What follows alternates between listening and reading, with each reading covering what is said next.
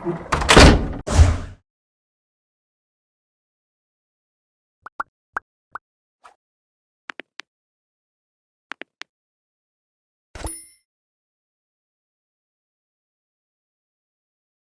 select your own subtitles, please follow the steps. हमारे देश में बहुत से काबिल बच्चे ऐसे हैं जो पैसे की कमी के कारण कंप्यूटर कोर्स नहीं कर पाते। हम quality detail course free of cost उन्हें उपलब्ध कराना चाहते हैं। यदि आप हमारे वीडियो को पूरा देखते हैं, लाइक करते हैं, सब्सक्राइब करते हैं, तो यूट्यूब के एल्गोरिदम इन वीडियो को उन तक पहुंचा देगी। आपका ये छोटा सा प्रयास बहुत से लोगों की जिंदगी बदल सकता है। दोस्तों, आज हम बात करेंगे वीरे एम्बिएंट लाइट की। वीरे की एम्बिएंट लाइट और दूसरी लाइटों में एक सबसे बड़ा फर्क ये है कि वीरे एम्बिएंट लाइट में डिफ्यूज एरिया नहीं होता। मतलब लाइट सोर्स के पास में अधिक रोशनी और लाइट सोर्स से दूर कम रोशनी, इन दोनों के बीच के एरिया को हम डिफ्यूज एरिया कहते हैं। तो हम ये कह सकते हैं कि वीरे एम्बिएंट लाइट फ्लैट लाइट की तरह काम करती है।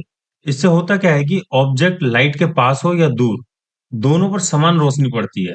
कुछ 3D लाइटिंग आर्टिस्ट इस लाइट का प्रयोग सीन में उन एरिया में रोशनी करने के लिए भी करते हैं जहां पर कोई नेचुरल लाइट का सोर्स ना लगा हो। मतलब खिड़की या किसी बल्ब की रोशनी वहां ना जा रही हो, मगर उस एरिया को दिखाना भी जरूरी है। तो कभी कभी उस जगह में रोशनी करने के लिए एम्बिएंट लाइट का प्रयोग फिलर के रूप में किया जाता है, लेकिन इसके लिए अनुभव होना जरूरी है। इस वीडियो में हम वीरे एम्बिएंट लाइट के लगभग सभी पैरामीटर देखेंगे। इस वीडियो को देखने के बाद आप जो बात सीख पाएंगे वो इस प्रकार है। आप एम्बिएंट लाइट के बेसिक पैरामीटर को कंट्रोल करना सीख जाएंगे। एम्बिएंट लाइट के जीआई को कंट्रोल करना सीखेंगे। एम्बिएंट लाइट किस ऑब्जेक्ट पे पड़नी चाहिए और किस पे नहीं, ये भी आप डिसाइड कर पाएंगे। टेक्सचर को लाइट सोर्स की तरह कैसे यूज किया जाए, ये भी आप सीख पाएंगे। और एम्बिएंट लाइट को मूवी प्रोजेक्ट की तरह कैसे यूज किया जाए, ये भी आप इसी वीडियो में सीखेंगे। तो चलिए, टॉप व्यू में जाकर सबसे पहले एम्बिएंट लाइट को लगाते हैं।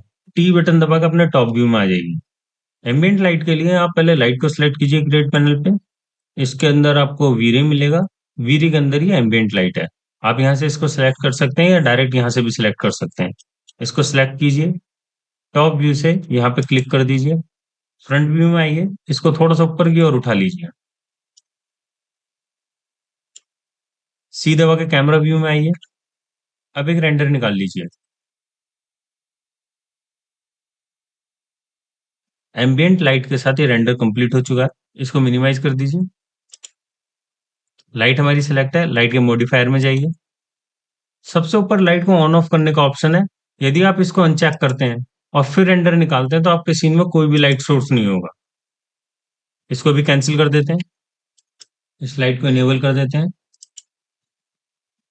इसके नीचे मोड दिया है। मोड में 3 ऑप्शन है।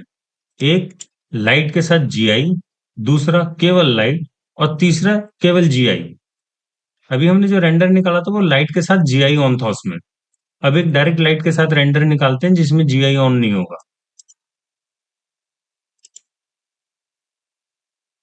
तो यहाँ पे आप देख पा रहे हैं, यहाँ पे जीआई ऑन नहीं है तो किस तरीके का हमारा रेंडर आया है।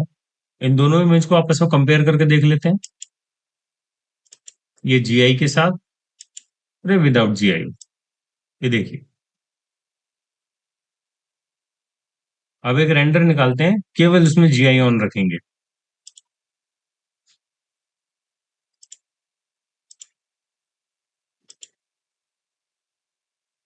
तो इसमें इस प्रकार से आप देख पा रहे हैं केवल जीआई के साथ हमारे पास इस प्रकार का रेंडर आ रहा है। चलिए, इसको भी कैंसिल कर देते हैं। यहाँ पर इसे वापस लाइट प्लस जीआई कर देते हैं। इसके नीचे जीआई मिनिमम डिस्टेंस दिया हुआ है। यदि आप इसको 0 पे रखते हैं तो जीआई अपने फुल थ्रोट पर काम करेगा। यदि आप इसका अमाउंट 1 कर देते हैं तो हमारे यहाँ पे जीआई काम नहीं करेगा। एक बार रेंडर निकाल कर देख लेते हैं। तो यहाँ पे आप देख पा रहे हैं, यहाँ पे लाइट के बाउंस लगभग खत्म हो गए। चलिए, इस रेंडर को भी कैंसिल करते हैं। यदि आप इसको 0.5 रखेंगे तो जीआई अपनी आधी स्ट्रेंथ पर काम करेगा। चलिए, फिलहाल हम इसको 0 पे कर देते हैं। इसके नीचे कलर है जो बाय डिफॉल्ट डार्क ग्रे पे सेलेक्ट होता है। यदि हम इसको थोड़ा सा लाइट करें तो हम देखेंगे हमारे सीन में लाइट बढ़ जाएगी।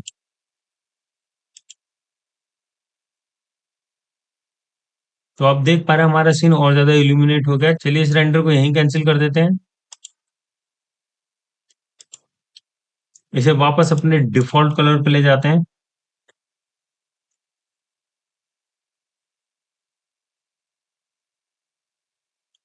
इसके नीचे लाइट की इंटेंसिटी दी है जिसके बारे में पहले ही बात कर चुके हैं। यदि हम इसको बढ़ाकर 3 कर दें तो हमारी लाइट की इंटेंसिटी बढ़ जाएगी। इंटेंसिटी के नीचे लाइट मैप दिया हुआ है जो कि अभी चेक इन है और 100% पर सेट है। चलिए अपनी लाइट में एक मैप के रूप में एक टेक्सचर लगाते हैं। इस टेक्सचर को सिलेक्ट कर लेते हैं और अब एक रेंडर निकालते हैं।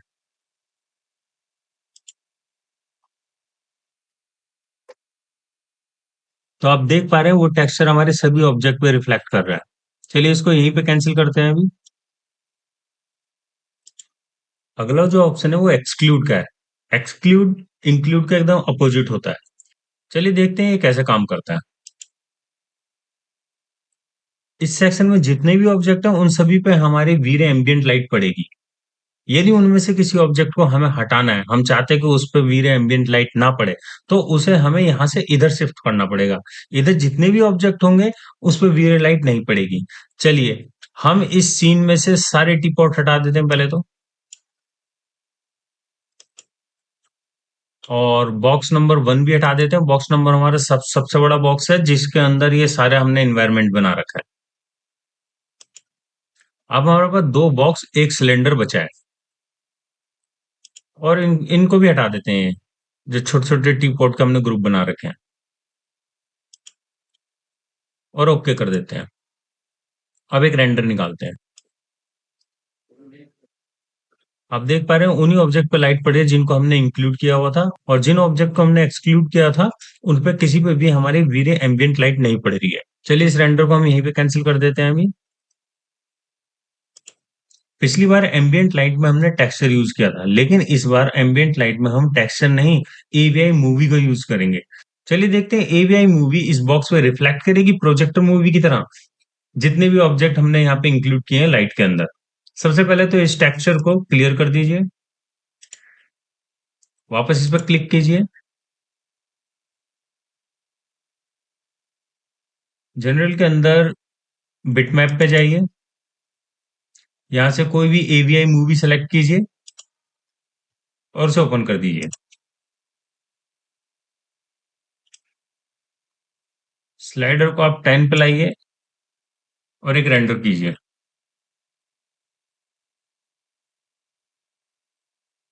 आप देख पा रहे हो वो एवीआई मूवी यहाँ पर रिफ्लेक्ट कर रही है। चलिए इसे अभी कैंसिल कर देते हैं।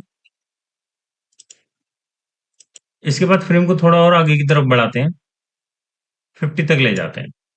अब फिर रेंडर निकालते हैं। इसे एक बार फिर कैंसिल करते हैं, अपने स्लाइडर को बिल्कुल एंड में ले जाते हैं। अब फिर रेंडर करते हैं। यहाँ पे देखिए, यहाँ पे एक बार फिर आप चेंज देख पा रहे हैं।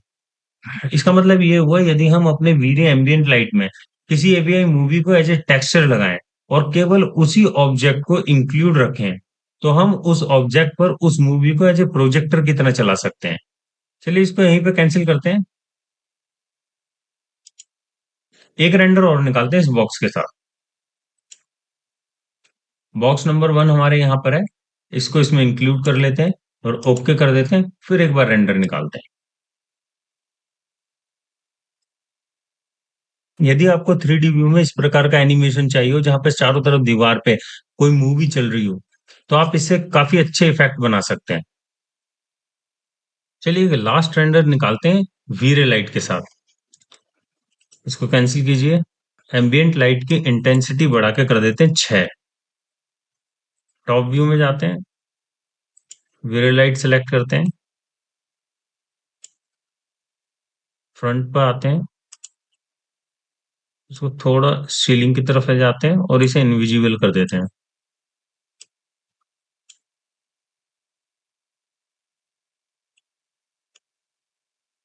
इसका मल्टीप्लायर 30 से घटाकर कर देते हैं 20।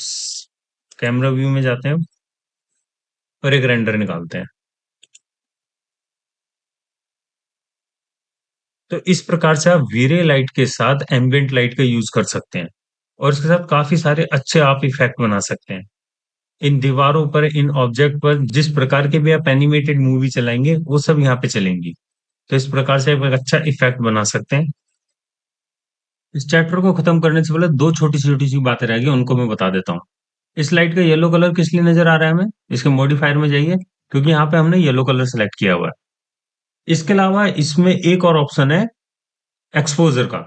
यदि आप इसको ऑन रखकर रेंडर निकालते हो तो आपकी इमेज में एक्सपोजर ज्यादा होगा, लेकिन आप उसको कंट्रोल नहीं कर सकते, इसलिए इसको ऑफ ही रहने देना चाहिए, क्योंकि हमारे पास एक्सपोजर को कंट्रोल करने के लिए और भी बहुत सारे तरीके हैं। चलिए इस चैप्टर को भी यहीं समाप्त करते हैं।